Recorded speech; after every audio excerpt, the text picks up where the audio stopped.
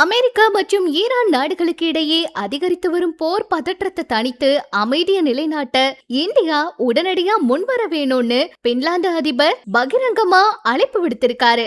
இப்ப நிலவர போர் சூழல்ல உலக நாடுகளுக்கு அமைதி ரொம்ப அவசியம் அப்படின்னும் நிலைமைய கட்டுக்குள்ள கொண்டு வர இந்திய வெளியுறவுத்துறை அமைச்சர் ஜெய்சங்கர் ஏற்கனவே விடுத்த போர் நிறுத்த அழைப்பு சரியான தருணத்துல எடுக்கப்பட்ட முடிவு அப்படின்னும் அவரு பாராட்டியிருக்காரு.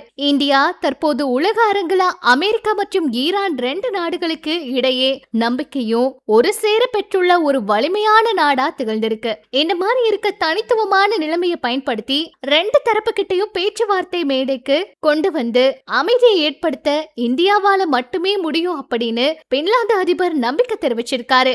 இந்தியாவோட இந்த தூதரக முயற்சியானது உலகளாவிய போர் அபாயத்தை தவிர்க்கும் அப்படின்னு எதிர்பார்க்கப்படுது. இந்த செய்தி இன்னைக்கு வெளியானதுமே சமூக வலைதளங்கள்ல இத அதிகமா பகிர்ந்துட்டும் இருக்காங்க. இதுக்கு வேற யாருமே சரிப்பட்டு வரமாட்டாங்க. இந்தியாவை பார்த்துதான் எல்லாரும் மிரண்டு போய் இருக்காங்க. இதுக்கு இந்தியா தான் முன் வர வேண்டும் அப்படின்னு சொல்லியிருக்க விஷயம் எல்லாருக்குமே மிகப்பெரிய சந்தோஷத்தை கொடுத்திருக்கு. அமைதி ரொம்ப அவசியம். இந்த நிலைமையை கட்டுக்குள்ள கொண்டு வர இந்தியா முடிவெடுக்கணும் அப்படின்னு இந்த அழைப்பை விடுத்திருக்காங்க. என்ன நடக்க போகுதுன்னு பொறுத்திருந்து பார்க்கலாம்.